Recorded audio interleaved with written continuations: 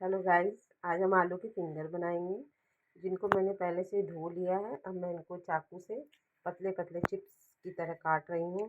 पतले काटने से ये है कि बहुत अच्छे मतलब क्रंची हो जाएंगे, जो खाने में अच्छे लगेंगे। अब हम इनको काट ले रहे हैं। अब इनको हम मैं इनको कढ़ाई में डाल लिया है और तेल बहुत ज़्यादा गर्म नहीं है, मतलब नॉर्मल ही गर्म रहेगा।